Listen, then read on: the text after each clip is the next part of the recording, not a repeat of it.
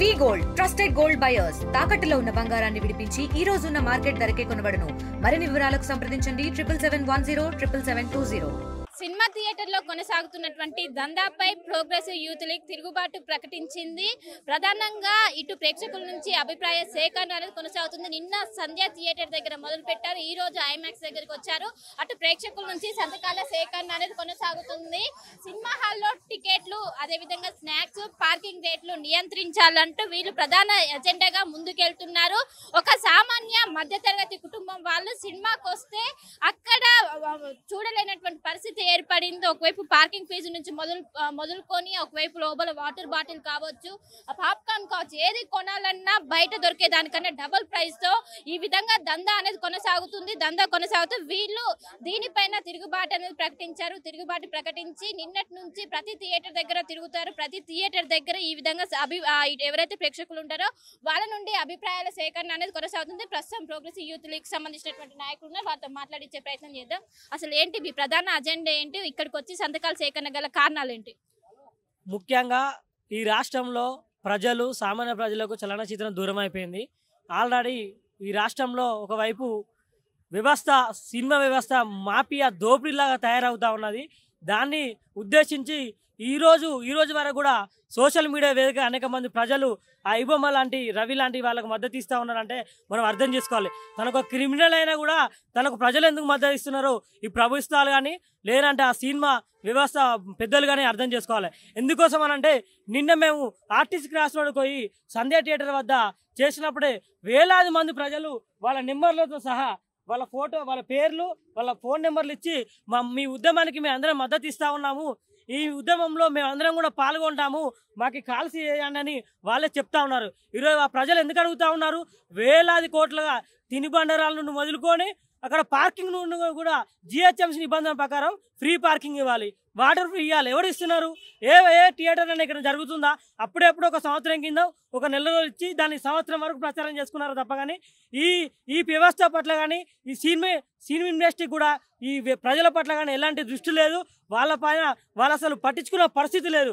ఇంకోవైపు చూసుకుంటే సీఎం రేవంత్ గారు సాక్షిగా అసెంబ్లీ సాక్షిగా చెప్పారు, ప్రీమియం బెనిఫిట్ షోలు కానీ లేదంటే టికెట్ల రేట్లు కానీ పెంచాము, ఇదే సినిమా వ్యవస్థను ఎవరైతే చేస్తారో వాళ్ళపై నియంత్రణ పెడతామన్నారు. ఇప్పటి వరకు కూడా మళ్ళీ అదే ప్రీమియం బెనిఫిట్ షోలు ఇస్తున్నారు, అవే టికెట్లు పెడుతున్నారు తప్ప వాళ్ళు ఈ నియంత్రణ అడ్డుకున్న ప్రసక్తి లేదని ఈరోజు మేము సంతకాల సేకరణ చేపిస్తా ఉన్నాం. నిన్నటి నుంచి సేకరణ అనేది కొనసాగుతుంది. ప్రజల నుంచి ఏ విధంగా మద్దతు వస్తుంది, వాళ్ళు ఏమని చెప్తున్నారు? ప్రజలు మాకు సొంతగా సోషల్ మీడియా ద్వారా మాకు ఫోన్లు చేస్తూ ఉన్నారు. వాళ్ళే ఫోన్లు చేసి మెసేజ్లు పెడతా ఉన్నారు, మీరు చేసే ఉద్యమంలో మేము కూడా భాగస్వాములు అవుతాం, ఈ ఉద్యమానికి మా సహకారం కూడా ఉంటుందని వాళ్ళే తోడ్పడిగా ఫోన్ చేసి వాళ్ళు కొంతమంది నెంబర్లు కూడా రాసి ఇచ్చేసి పోతా ఉన్నారు.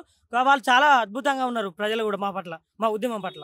కాసేపు క్రితం మీకు సంబంధించిన నాయకులు లోపలికి వెళ్ళారు, టికెట్ రేట్స్ పరిశీలించారు. ఏ విధంగా బయట లోపల కంపేర్ చేస్తే టికెట్ రేట్స్ కావచ్చు, స్నాక్స్ రేట్స్ అని? ఇప్పుడే మేము ఐమాక్స్ థియేటర్ లోపలికి వెళ్ళాము.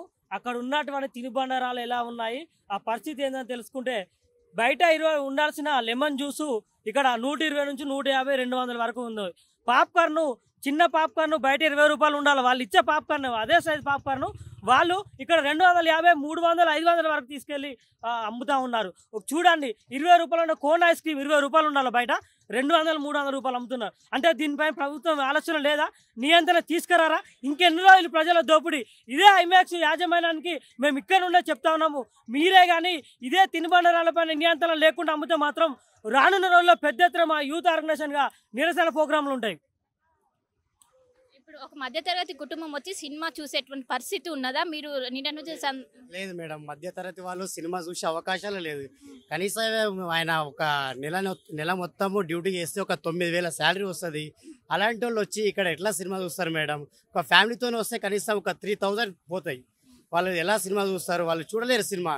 కాబట్టి ఏదైతే ఇది కార్పొరేట్ వాళ్ళకే ఉంది, ఉన్నవాడే సినిమా చూడాలి, లేనివాడు సినిమా చూడదు. సినిమా అంటే ఎంటర్టైన్మెంట్ అంతే. ఎంటర్టైన్మెంట్ గురించి రావట్లేదు, చూడట్లేదు. వాళ్ళు ఎట్లా చూస్తారు? వాళ్ళు ఏదో ఇప్పుడు ఐబొమ్మలా చూసుకున్నారు, దాన్ని చూస్తే దాన్ని హైలైట్ చేసి దాన్ని కూడా ఏదో కాకుండా చేశారు.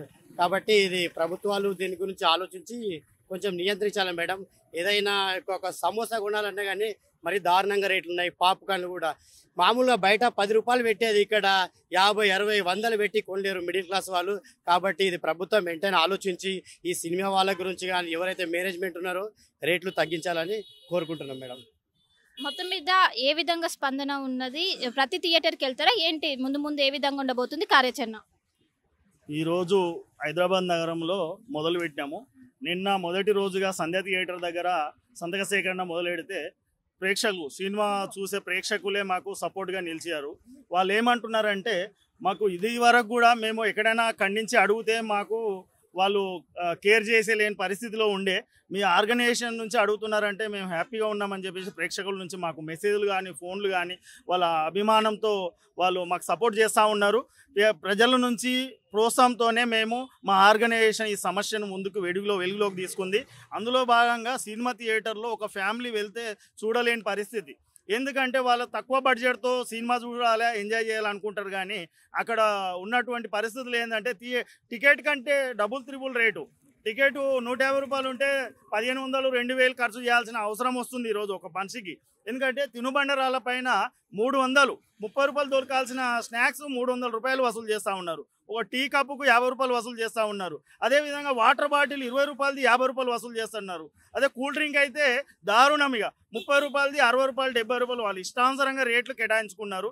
మేము రేట్ల బోర్డులు అన్నీ చూసాము లోపల. అదేవిధంగా బయట బర్గర్ 50 రూపాయలు దొరకాల్సింది 150 రూపాయలకి అమ్ముతున్నారు ఇక్కడ.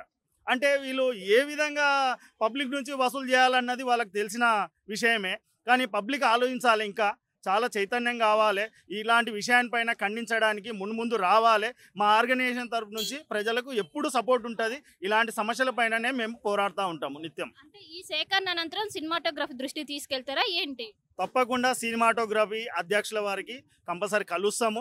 అదేవిధంగా కోమటిరెడ్డి వెంకటరెడ్డి మంత్రి గారిని కూడా వినతి పత్రం ఇస్తూ కలుస్తాము. అయినా వీళ్ళు స్పందించకపోతే రాష్ట్ర వ్యాప్తంగా దీన్ని ఖండిస్తాము, రాష్ట్రోకలు కూడా చేస్తాము. వీలైతే మంత్రుల ఇళ్ల ముట్టడి కూడా మేము వెళ్ళడానికి సిద్ధంగా ఉన్నాము. అలాగే ప్రేక్షకులు కూడా మాకు మద్దతు తెలుపుతూ ఉన్నారు. వందలాది మంది సిగ్నేచర్స్ సేకరించడం జరిగింది. వాళ్ళ కాంటాక్ట్ నెంబర్స్తో సహా మేము వేలాది మందితో కదిలించడానికి మేము ప్రయత్నం చేస్తూ ఉంటాం. అంటే ఓన్లీ జిహెచ్ఎంసీ వరకే పరిమితమా లేకుంటే జిల్లాలో కూడా వెళ్ళే అవకాశం?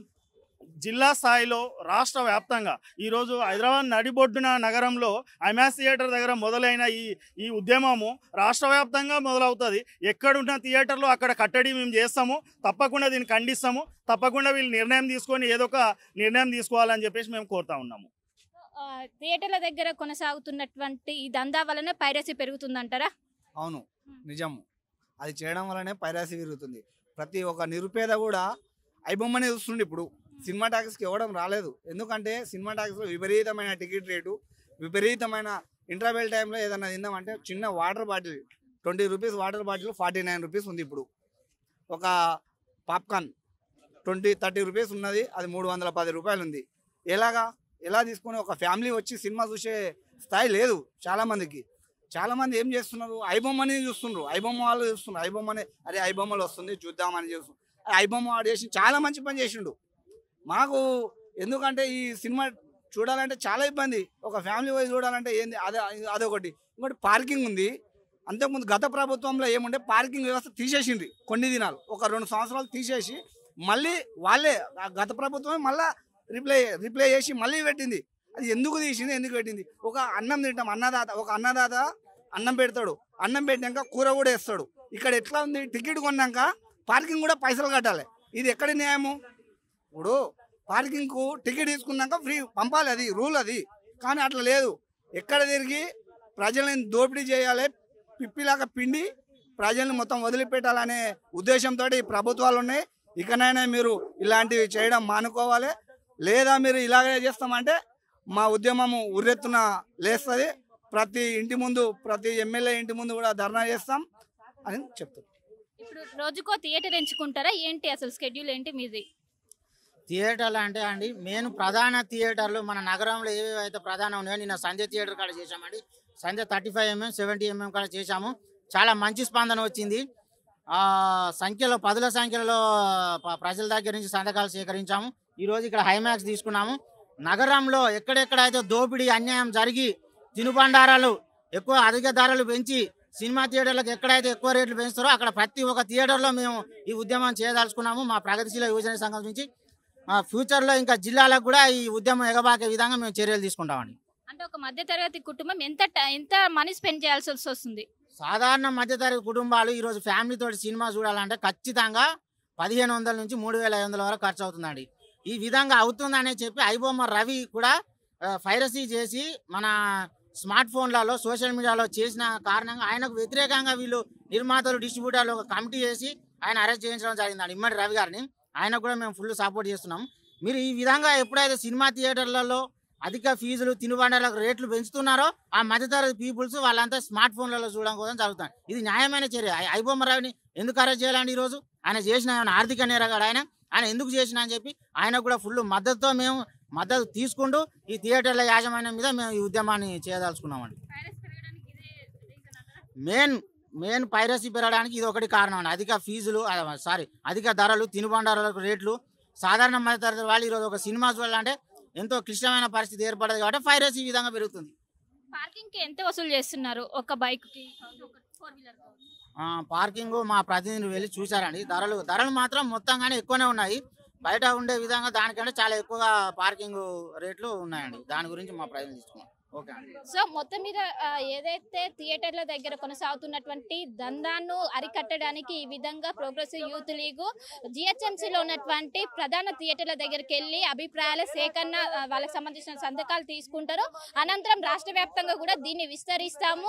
సినిమా థియేటర్ టికెట్ రేట్ల నుంచి మొదలుకొని అనంతరం పార్కింగ్ ఫీజు, లోపల వాటర్ బాటిల్, అదేవిధంగా ఏదైతే పాప్కార్న్ కావచ్చు, ఇలాంటి అన్నిటి కూడా ప్రతి చోట డబల్ రేట్లకు అమ్ముతున్నారు. ఒక మధ్య తరగతి కుటుంబం వచ్చి సినిమా చూడలేనటువంటి పరిస్థితి ఏర్పడింది. దీని కారణంగానే పైరసీ అనేది పెరుగుతుంది. దీన్ని ఏదైతే సంతకాల సేకరణ అనంతరం దీన్ని సినిమాటోగ్రఫర్ దృష్టికి తీసుకెళ్లి దీనిపైన మేము ఒక కార్యాచరణ రూపొందుతాం. ఖచ్చితంగా దీని ఒక ఉద్యమంలో రాష్ట్ర వ్యాప్తంగా కూడా విస్తరింపజేస్తామంటూ కూడా ప్రోగ్రెసివ్ యూత్ లీగ్ నాయకులు చెప్తున్నారు. కెనపస్ మేనుతో కలిసి Shilpa RTV Hyderabad. Local to global news at your fingertips. మీ చేతిలో ఒక ఆయుధం. Download Raw TV app.